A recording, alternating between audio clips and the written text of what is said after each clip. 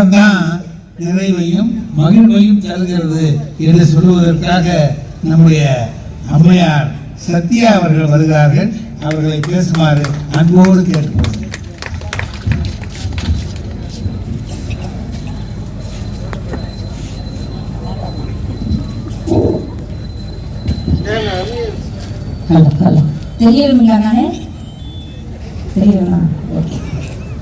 குன்றத்திலே குமரனுக்கு கொண்டாட்டம், அங்கே குவிந்ததம்மா பெண்கள் எல்லாம் கொண்டாட்டம் கொண்டாட்டம். குன்றத்திலே குமரனுக்கு கொண்டாட்டம், தெய்வ யானை திருமணமா திருப்பரங்குன்றம், தெய்வ யானை திருமணமா திருப்பரங்குன்றம்.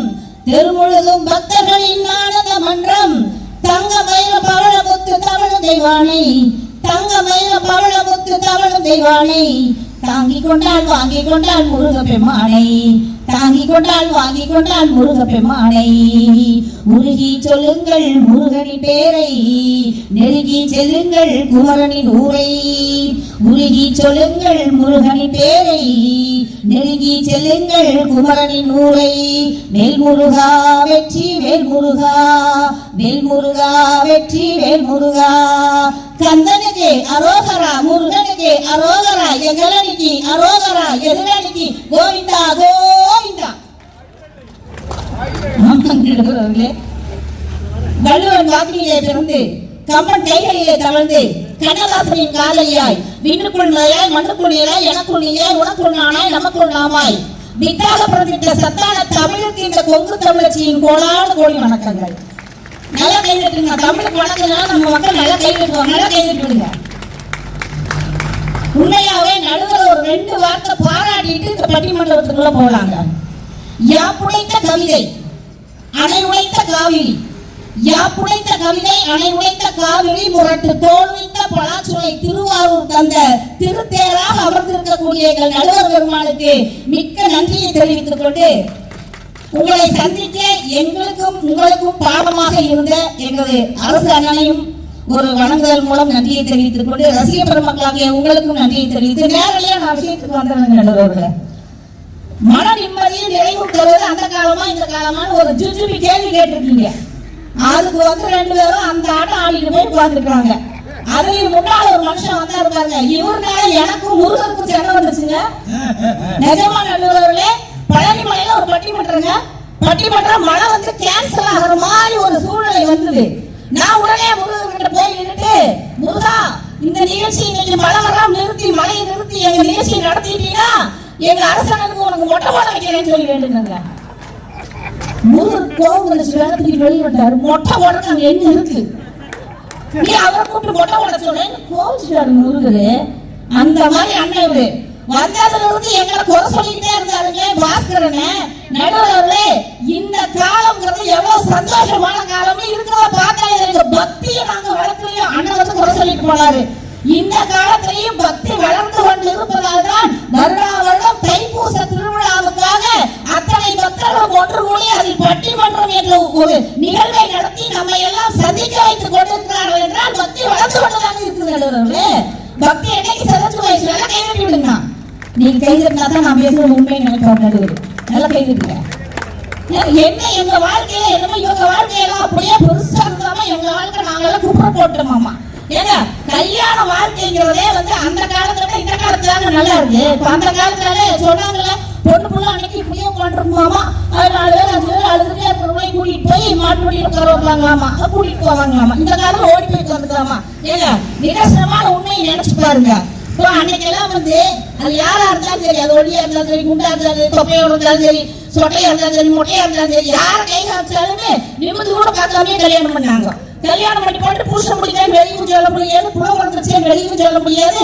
கஷ்டமா இவங்க கூடயே வாழணும்னு வாழ்க்கை சகிச்சுக்கிட்டு வாழ்ந்தாங்க அந்த காலத்துல. நம்ம பாட்டிமார்களை கேட்டா தெரியும்.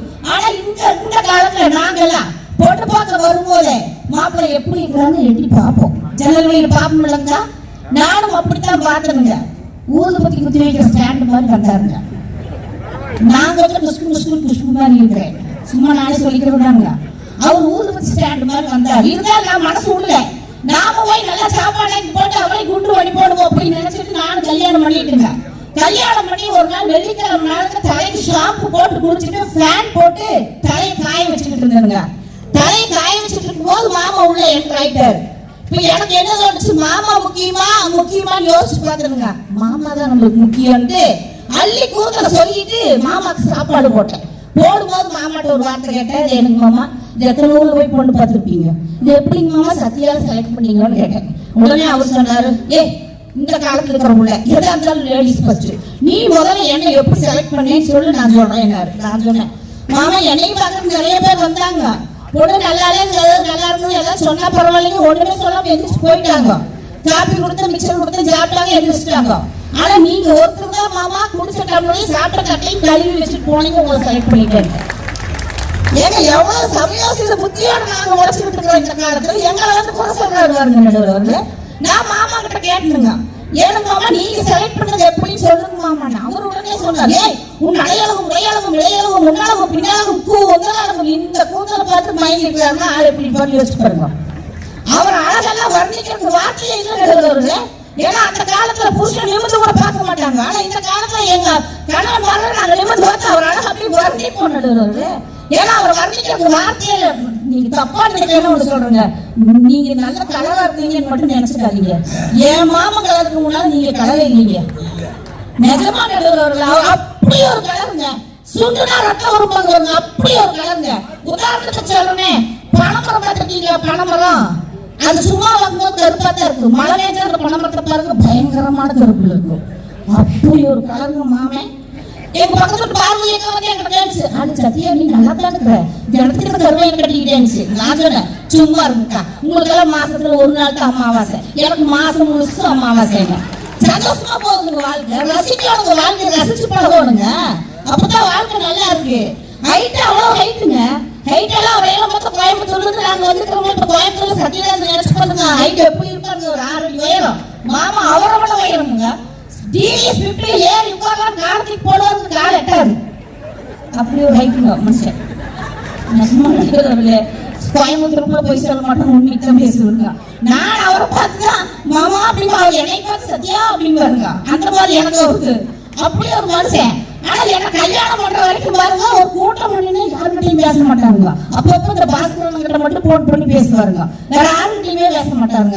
எனக்கு கல்யாணத்துக்குமா அண்ணன் தான் கல்யாணம் பண்ணி வச்சாருங்க, பாஸ்கரன் தான் கல்யாணம் பண்ணி வச்சாரு. என்ன ஒரு வருத்தங்க, எனக்கு கல்யாணம் பண்ணி வச்சாரு, என் கல்யாணத்துக்கு வந்தாரு, என் கல்யாணத்துல 5 தடவை சாப்பிட்டாருங்க, ஒரு 5 நிமிஷம் முடிவிக்கல. ஆமாங்க, முடிவிக்கல திரும்பி போயிட்டாருங்க. அப்படிப்பட்ட மனுஷன். அந்த காலத்துல இப்படித்தான் இருந்தாங்க, போனோமா தின்னமா வந்தோமான்னு வந்துருவாங்க. இந்த காலத்துல கிஃப்ட் இல்லாம நம்ம கல்யாணத்துக்கு போறது இல்லை. நினைச்சு பாருங்கன்னா, நாம அவ்வளவு சந்தோஷமா வாழ்ந்துட்டு இருக்கிறோம். என்ற மாமனெல்லாம் அப்படி அது வரைக்கும் வெறும் பழனிசாமிங்க, அவர் வேறு பழனிசாமிங்க, வெறும் பழனிசாமி தாங்க. யார் வந்தாலும் பழனிசாமி நல்லா கண்ணுங்க அப்படின்னு போயிடுவாரு. என்ன கல்யாணம் பண்ணாரு இந்த காலத்துக்குள்ள, சத்தியால கல்யாணம் பண்ணோட கவிஞர் பழனிசாமியா மாறிட்டாருங்க. வர்ணிப்பு அப்படி ஒரு வர்ணிப்புங்க, வர்ணிக்கிறாருங்க. மூக்கு செஞ்ச மண்ணு அது மூணாறு, பட்டு கண்ணம் செஞ்ச மண்ணு அது பொன்னூறு, காது செஞ்ச மண்ணு அது மேலூரு, அவ உதடு செஞ்ச மண்ணு மட்டும் தேனூரு, கருப்பு கூந்த செஞ்சது கரிசல் பட்டி மண்ணுங்க, தங்க கழுத்து செஞ்சது சங்ககிரி மண்ணுங்க, வயலகு செஞ்சதெல்லாம் வைகையாத்து மண்ணுங்க, பல்லழகு செஞ்சது முல்லையூர் மண்ணுங்க, நெத்திக்கு மண்ணெடுக்க சுத்தி சுத்தி வந்தேங்க, நெத்திக்கு மண்ணெடுக்க சுத்தி சுத்தி வந்தேங்க, நிலாவில் மண்ணெடுத்து நெத்தி செஞ்சேன் பாருங்க, தந்தானே தந்தானே தந்தான குயிலே, தானே தந்தானே தந்தானே என்னோட மயிலே. எவ்வளவு ரசனைங்க கல்யாணத்துல. இந்த ரசனை அந்த காலத்துல இருந்தா பாடிகள் 16 உள்ள பெற்றோம். அண்ணன் வந்து சொன்னாரு, வருஷம் 12 இருந்தாங்க எங்க ஊர்ல, நாங்கதான் பெரிய குடும்பம் அப்படின்னாரு. உள்ள பெற்றத சாதனையா நினைச்சவங்க அந்த காலத்துல. நாங்க அப்படியெல்லாம் நினைக்க மாட்டோம். எங்க காலத்துல சாதனை என்ன நினைப்பு தெரியுங்களா, பெற்றவங்களுக்கு என்ன நல்லது செஞ்சிருக்கிறோம், கூட பிறந்தவங்களுக்கு என்ன நல்லது செஞ்சிருக்கிறோம், இந்த சமுதாயத்துக்கு என்ன நல்லது செஞ்சிருக்கிறோம் நினைக்கிறதாங்க இந்த காலம். ஏன்னா எங்க கோயம்புத்தூர் பக்கத்துல குறும்பவாயம் ஒரு இடம் இருக்குங்க, அங்க ஒரு பள்ளிக்கூடத்துல இந்த மாதிரி பட்டிமன்றம் பேசிட்டு கீழே இறங்கினாங்க. இறங்கும் போது தேசிய கீழே போட்டுட்டாங்க, நாங்கெல்லாம் அப்படியே நின்றுட்டோம். ஒரு கையை மட்டும் எதிர்த்து நிக்கிறீங்க, அப்படியே உட்கார்ந்துட்டு இருந்தான். அழுதுகிட்டே உட்காந்துருந்தான். நான் தேசிய கீதம் முடிஞ்சதுக்கு அப்புறம் அவங்ககிட்ட போய் ஏடா அழுகிற எந்திரிடா அப்படின்னு கையை பிடிச்சி தூக்குனாங்க. அவனால எந்திரிச்சு நிற்க முடியல, கால் ரெண்டும் ஊனம். சரி இதுக்குதான் இவன் அழுகிறான்னு ஏன் தங்க ஊனமா பிறந்துட்டுமே நினைச்சு நீ அழுகிறையான்னு கேட்டா இல்லைங்கானா. சரி இது காரணம் பெற்றவங்க அதை நினைச்சு நீ அழுகிறையாடான்னு கேட்டா இல்லைங்கானா. வேற எதுக்குடா நீ அழுகிறான்னு கேட்டோன்னே இந்த காலத்து இளைஞன் சொன்ன சமுதாய வார்த்தை என்ன தெரியுங்களா? அக்கா, நமது நாட்டு தேசிய கீதம் பாடும் பொழுது என்னால் எழுந்து நிற்க முடியவில்லையே, நினைச்சேன் நான் அழுத சொன்னா பாருங்க. இது சாதனைங்க. உங்க காலத்துல தேசிய கீதம்னா என்ன தெரியுமா? தேசிய கீதம்னா என்ன? சாம்பார் சட்டியும் சோறு சட்டியும் உங்களுக்கு தேசிய கீதம் அந்த ரெண்டையும் பாப்பீங்க. ஆனா நாங்க அப்படி பார்க்கல. நாங்க சமுதாயத்தை சிந்திச்சு பார்த்தோம். எழுதுறவர்களே ஒண்ணுமே நாங்க தாளாட்டு இவங்க காலத்துல தாளாட்டு பாடினாங்களாமா, குழந்தை ஆணு வாய்ப்புறந்து தூங்கிச்சாமா. எங்க காலத்துல நாங்க தாளாட்டெல்லாம் பாட வேண்டியது கிடையாதுங்க. ஒரு பென் டிரைவ் எடுத்து மாட்டி விட்டோம்னு டிவியில அந்த குழந்தை டான்ஸ் ஆடிட்டு டடக் டடக் டடக் ஆடிட்டே தூங்கிடுங்க. உருளைக்கிழங்கு செல்லக்குட்டி எங்க போச்சு, கத்திரிக்காய் கூடையில தூங்க போச்சு, கத்திரிக்காய் எட்டி வளைக்க அழுதிருச்சு, அம்மா வந்து கொஞ்சம் ஏதோ சிரிச்சிருச்சு. சிரிக்கணும், உருளைக்கிழங்கு சிரிக்கும். அப்படி சிரிக்கிற மாதிரி பாட்டு போடுவோம். அதை பார்த்துட்டு டான்ஸ் ஆடிட்டே குழந்தை தூங்கிடுங்க. நாங்க தாளாட்டு பாட வேண்டிய அவசியம் இல்லை. உங்களுக்கு வேலை இல்லை, உட்காந்து தொட்டில் உட்காந்து தாளாட்டு பாடிட்டு இருந்தீங்க. காலையில இருந்துச்சா நாங்களும் வேலை செய்யறோம், நாங்களும் வேலைக்கு போறோம். உங்களாட்ட நாங்களும் பாடுபடுறோம். உங்களை விட அதிகமாவே நாங்க சம்பாதிக்கிறோம். அப்புறம் நாங்க எங்க போய் தாளாட்டு பாடிட்டு இருக்கிறதுன்னு கேட்கிறேன். இதுல வேற பாஸ்கரனுக்கு ஒரு வருத்தம். கிளன்னு வயசானவங்க ஊர்நாய் மெசப் சொன்னாங்க. நடுவில் நல்லா நீங்க யோசிச்சு பாருங்க. யாரும் அண்ணன் சொன்னாருன்னு நினைக்கிறேங்க. நைட்டி ஓடுறது அண்ணன் தானே சொன்னாரு.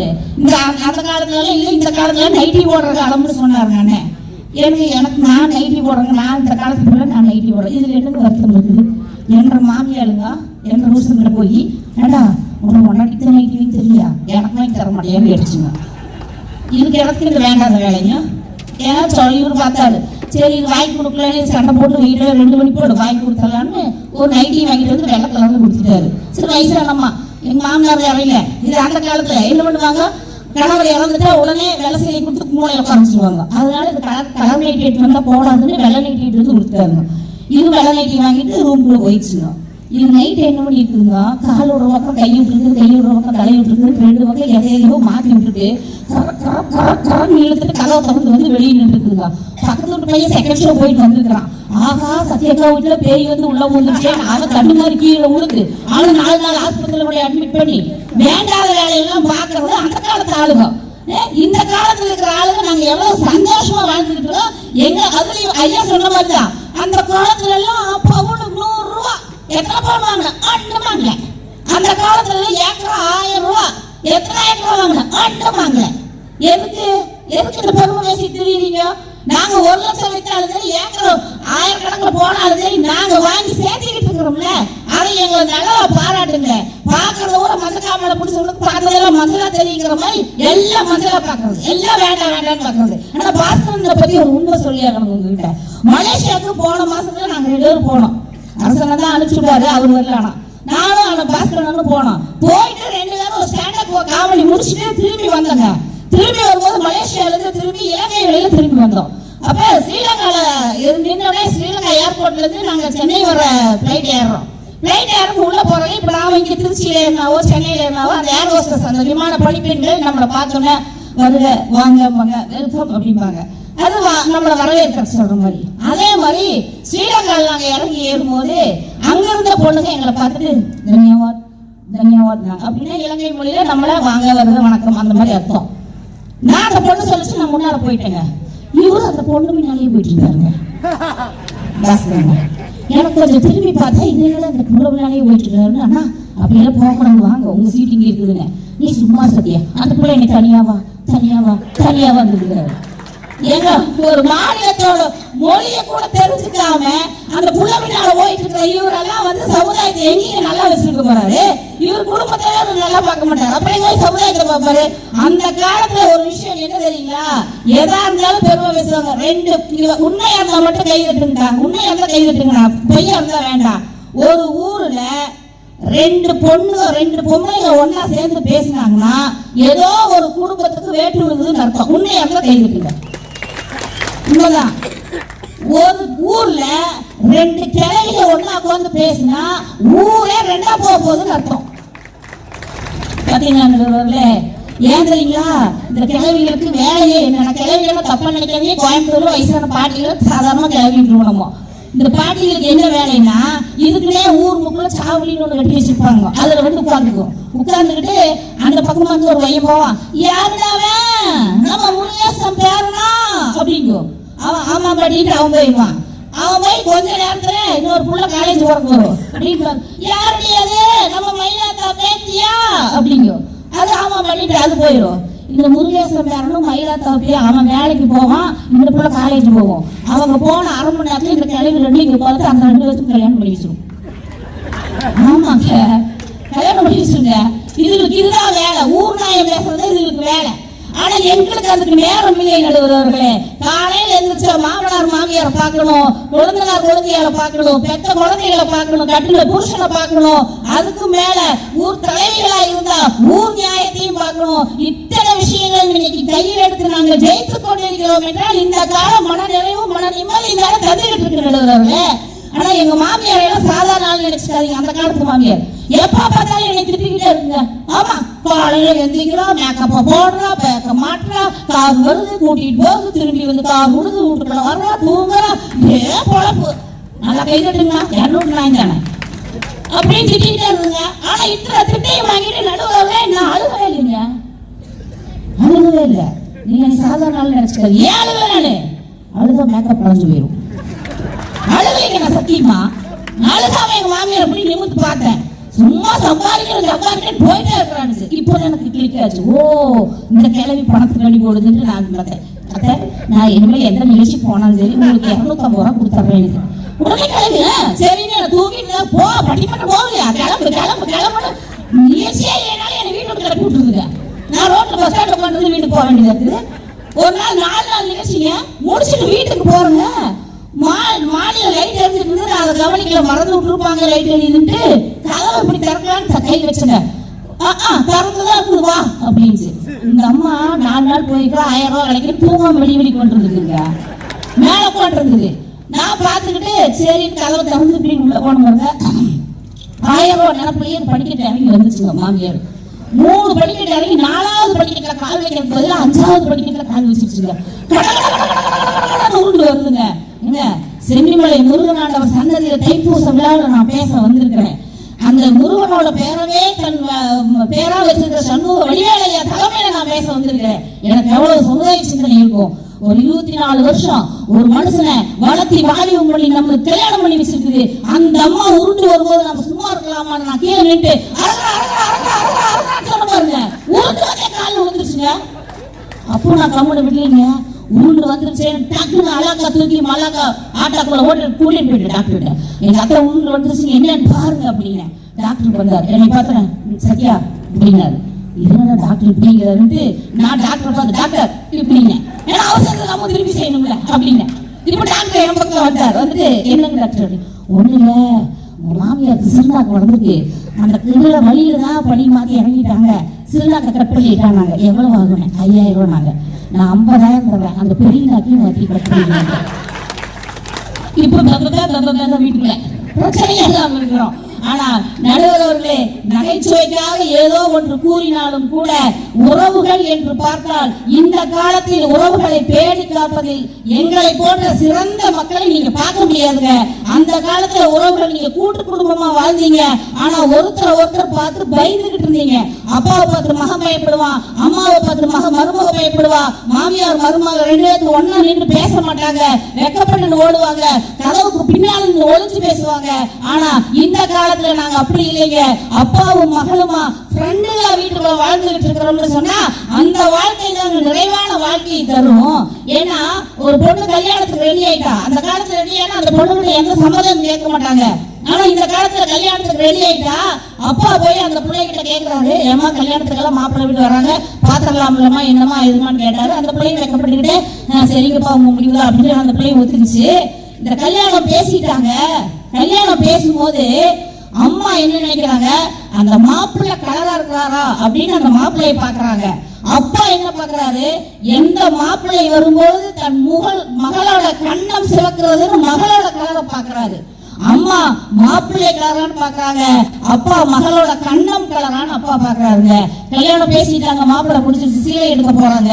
அங்க போய் ஜவுளி கடையில சீலை எடுக்கும் போது அம்மா சீலையோட விலைய தடவி தடவி பாக்குறாங்க. ஆனா எந்த சீலைய பார்க்கும் போது மக சிரிக்கிறான்னு மகளோட மனநிலையை பாக்குறாங்க. அப்பா இந்த காலத்து அப்பாங்க பாக்குறாருங்க. பார்த்துட்டு சேலையெல்லாம் எடுத்தாச்சு, வீட்டுக்கு வந்தாச்சு. அது வரைக்கும் ஊருக்கு நாட்பான மீசை அப்படியே முறுக்கிட்டு, டேய் என்ன வீட்டுல டேய் அது டேய் அந்த பெடல எடுத்துச்சியா, அந்த ஆட்டோ வந்துச்சா, அந்த கிரைண்டர்ல ஏத்துற விஷயத்து இதெல்லாம் கேட்டு சத்தம் போட்டுட்டு இருந்த மனுஷன் மக பூந்த வீட்டுக்கு போறான்னு தெரிஞ்சுன பின்னாடி கொல்ல பக்கமா போயிடுவாருங்க. ஆனா அந்த காலத்துல அப்படி இருக்கல. இந்த காலத்துல கொல்ல பக்கமா அப்பா போயிடுவாரு. போனோன்னு மக தேடுவா. அது வரைக்கும் ஒரு ரிமோட் கொடுக்க மாட்டேன், ஒரு கம்மர் கட் கொடுக்க மாட்டேன்னு சண்டை போட்டிருப்பான் தம்பிக்காரனும் அண்ணங்காரனும். அவளுக்கு ஓடி வந்து அக்கா கையில பிடிச்சிட்டு அழுவானுங்க. அக்கா அவங்க அழுகையை பொருட்படுத்த மாட்டா. அவ கண்ணு அப்பாவை சுத்தி சுத்தி தேடி வருங்க. தேடி வந்து பாப்பா பின்னாடி நின்று வெளியே உள்ள வரமாட்டாரு. ஏன்னா மக வீட்டை விட்டு போறது அவங்களால தாங்க முடியாது. அடுத்த நிமிஷம் அம்மா கிட்ட கேட்பா, அம்மா அப்பா எங்கம்மா அப்படின்பா. உடனே அம்மா சொல்லுவாங்க, அப்பாவுக்கு நீ போறது மனசுக்கு சங்கடமா இருக்குன்னு பின்னால நிக்கிறாருமா. அம்மா சொல்லுவா அமைதியா, இல்லம்மா அப்பாவை பார்க்காம நான் போக மாட்டேன் அப்படின்னு கார்ல ஏற மாட்டேன் நின்றுட்டு இருக்கும் பிள்ளை. அப்பா அங்கிருந்து வருவாருங்க. கண்ணுல நீரை கதங்கி நிற்கும். நம்ம அழுதா எங்க நம்ம பொண்ணு அழுதுருவாளோன்ட்டு அழுகாம அங்க வந்து நின்று மகக்கிட்ட போக மாட்டாளுங்க, நேரா மருமகிட்ட போவாரு. அம்மா சொல்லுவா மகளை பார்த்து, டேய் கஷ்டப்பட்டு பவுன் போட்டுருக்கிறோம், பவுனெல்லாம் பத்திரமா இருக்கட்டும், பத்திரமா பார்த்துக்கோன்னு அம்மா சொல்லுவா. அப்பா நேரா மருமகிட்ட போய், மாப்பிள்ள என் மகளை பத்திரமா பார்த்துக்கீங்கன்னு சொல்லுவாரு. இதுதாங்க இந்த காலத்து அப்பா. உண்மையை அந்த கை கட்டுங்கண்ணா. அந்த காலத்துல இவ்வளவு விரிவா நீங்க மகளுக்கோ கல்யாணம் பண்ணும்போது உறவுகளை நீங்க பேணி காத்தீங்களா? பக்தியை நீங்க சொல்லுவோம் சொன்னீங்க. 63 நாயன்மார்களை நாம பார்த்ததில்லை. அந்த காலத்துல இருந்தாங்க, நாம பார்த்ததில்லை. ஆனா 64வது நாயன்மாராக நம்மிடையே வாழ்ந்து மறைந்தவர் கிருபானந்த வாரியார் சுவாமிகள் எழுதுவார்கள். அந்த கிருபானந்த வாரியார் சுவாமிகள் சொல்லுவாரு, நாம சிரிக்கிறது பெருசு இல்ல, எல்லாத்தையும் சிரிக்க வைக்கணும்னு சொல்லுவாருங்க. இடம் பார்த்து சிரிப்பவன் எத்தன், இடம் பார்த்து சிரிப்பவன் எத்தன், இடம் அறியாமல் சிரிப்பவன் கோமாளி, கண் பார்த்து சிரிப்பவன் காரியவாதி, கற்பனையில் சிரிப்பவன் கவிஞன், மோகத்தில் சிரிப்பவன் நெறியன், போகத்தில் சிரிப்பவன் பணக்காரன், தனக்குத்தானே சிரித்துக் கொள்பவன் பைத்தியகாரன். எவன் ஒருவன் தன் துன்பத்தை மறைத்து மற்றவர்களை சிரிக்க வைக்கிறானோ அவன் தான் உண்மையான சிரிப்பு சிரிக்கும் மனிதன் என்று சொன்னார். என்று சொன்னால் கிருபானந்த வாரியாரை இன்னைக்கும் நாம் நினைத்துக் கொண்டிருக்கிறோம் என்றால் பக்தி இருக்கிறவர்களே. பக்தி எப்படி இல்லாம போயிடுச்சு. உண்மையா சொல்றே, எந்த காலத்துல பாட தெரியாதவங்களுக்கு பாடுறதுக்கு பயம், ஆட தெரியாதவங்களுக்கு ஆடுறதுக்கு பயம், வாழ தெரியாதவங்களுக்கு தான் வாழ்றதுக்கு பயந்துகிட்டு இந்த மாதிரி மியூசிக் போட்டு தெரிவாங்க. ஆனா உண்மையை ரொம்ப பாராட்டும். பாஸ்கரங்க ஒரு நல்லா கை கட்டிங்க. எல்லா உடம்புக்குள்ளையும் ரத்தமும் சதையும் எலும்பும் இருக்கும். இவர் உடம்புக்குள்ள மட்டும்தான் மிருதம் இருக்கு, தமிழ் இருக்குது, நிறைய வாத்தியங்களை உள்ள வச்சு வாழ்ந்துட்டு இருக்காங்க. அப்படி அந்த காலத்துல ஒரு மருத்துவ வசதி, அந்த காலத்துல ஒரு பொட்டப்புள்ள பிறந்தா என்ன பண்ணீங்க? நீங்க பொட்டப்புள்ள பிறந்துட்டா உடனே கள்ளிப்பால் கொடுத்தீங்க. ஒரு நெல்லுமணியை கொடுத்து பெண் சிசு கொலைன்னு அன்னைக்கு பண்ணுவீங்க. பண்ணாங்களா? உண்மையில சொல்லுங்க, பண்ணாங்களா? அன்னைக்கு பொம்பளை புள்ள பிறந்துட்டா உடனே பெண் சிசு கொலை பண்ணாங்க. ஆனா இன்னைக்கு பொம்பளை புள்ள பிறந்துகிட்டா எங்க வீட்டுக்கு மகாலட்சுமி வளர்ந்துருக்கான்னு சொல்லி கைதட்டி 6 மணி ஸ்வீட் கொடுத்து கொண்டாடுற அப்பாவும் அம்மாவும் இருக்கக்கூடியதான் இந்த காலம் விடுவார்களே. அந்த காலத்துல நீங்க பெண் சிசு கொலை பண்ணீங்க. மருத்துவ வசதி முதல்ல போயிட்டு இருந்தா, மருத்துவ வசதி இருந்தா அன்னைக்கெல்லாம் செத்து போனா உடனே புதைச்சிட்டு வந்துருவீங்க. 3ஆம் நாள் காரியம் வரைக்கும் அது வரைக்கும் கூட கவனிக்க மாட்டீங்க. ஒரு 24 மணி நேரம் ஆயிட்டா அடுத்த கல்யாணத்துக்கு கிடையாது நீங்க. ஆனா இந்த காலத்துல உறுப்பு தானம்னு ஒரு விஷயம் இருக்கு. ஹிதேந்திரன் ஒரு பையன் இருந்தானுங்க, 12வது படிக்கிற பையன். சென்னையில டியூஷன் போயிட்டு போகும்போது இந்த ஸ்பீட் பிரேக்ல அந்த ஒயிட் பெயிண்ட் அடிக்காதனால அவன் கவனிக்காதனால அதுல பைக் ஸ்பீடா போய் மோதி மதிச்சோறு அடிச்சு இறந்துட்டான்னா மூளை வந்து சாப்பிடு. மூளை வந்து அப்படி இதாயிடுச்சு. மூளை செயல்பட்டாதான் நம்ம உடம்புல எல்லா பாகமும் செயல்படும். அப்ப அது கோமா சேர்த்து அவன் போயிட்டான். அவனை பெற்றவங்க 2 பேருமே டாக்டர்ஸ். அவங்க 2 பேரும் யோசிச்சு பாக்குறாங்க, நம்ம பையன் இனி கோமா சேர்த்துல இருந்து எப்ப மீண்டு வருவான்னு தெரியாது. எல்லா உறுப்புகளும் இயக்கமாகுறது அது நடைமுறைக்கு ஒத்து வராத விஷயம், மருத்துவர்களுக்கே சவால் விடுற விஷயம். அதனால நம்ம பையனோட உறுப்புகளை தானம் கொடுத்துடலாம்னு நினைச்சு பார்த்தாங்க. நினைச்சு பார்த்து தன்னுடைய மகன் ஹிதேந்திரன் உடம்பில் இருக்கக்கூடிய 11 உறுப்புகளை தானம் கொடுத்தார்கள். இன்றும் 17 பேர் உடம்பில் ஹிதேந்திரன் வாழ்ந்து கொண்டிருக்கிறான் என்றால் அது எங்களது உறுப்பு தானம் என்னும் நன்றியால் தான் எழுதுகிறார்கள். இவங்களுக்கு அந்த உறுப்பு தானம் என்னன்னு தெரியுமா? கண்தானம் ரத்த தானம் இவங்களுக்கு என்னன்னு தெரியுமா? வாட்ஸ்அப்பையும் ட்விட்டரையும் அவ்வளவு குறை சொல்றீங்களே, வாட்ஸ்அப்ல ஒரு விஷயம் ஒரு குரூப்ல போட்டு இந்த குரூப் பிளட் வேணும் அப்படின்னு சொன்னா வரிசையில் அத்தனை பேர் அந்த ஆஸ்பத்திரியில போய் நிக்கிறாங்க. அது வாட்ஸ்அப்னால மட்டும்தான் இன்னைக்கு நடக்குது. பேஸ்புக்ல பேஸே இல்லாம 2 பேரும் பழக்கமாகறாங்க. அவனுக்கு ஒண்ணுன்னா அவன் ஒரு வாட்ஸ்அப்ல அந்த பேஸ்புக்ல ஒரு லைன் தான் போடுறான், எங்க வீட்டுல இன்னைக்கு ஒரு துக்க காரியம்னு போடுறான். என்னமோ நம்ம வீட்டுல நடந்த மாதிரி அத்தனை பேர் அவனுக்கு ஆழ்ந்த இரங்கல் சொல்லி அவனோட துக்கத்தை பங்கெடுத்துக்கிறோமே. இதெல்லாம் எங்க காலத்தில் மட்டும்தான் நடந்து கொண்டிருக்கிறது. இவர்களது காலத்தில் இவர்களது துக்கமும் இவர்கள் வீட்டோடு சரி, இவர்களோட சந்தோஷமும் இவர்கள் வீட்டோடு சரி. ஆனால் சந்தோஷமாக இருந்தாலும் சரி, துக்கமாக இருந்தாலும் சரி, மற்றவர்கள் பகிர்ந்து வாழ்ந்து வருவது இந்த காலத்து வாழ்க்கை என்பதால் மன நிறைவும் நிம்மதியும் நிறைந்தது இந்த காலம்தான் என்று நீங்கள் தீர்ப்பு வழங்குவீர்கள் என்று நம்பி வாய்ப்பளித்த நல்ல நெஞ்சங்களுக்கு நன்றி பாராட்டி விடைபெறுகிறேன். நன்றி, வணக்கம்.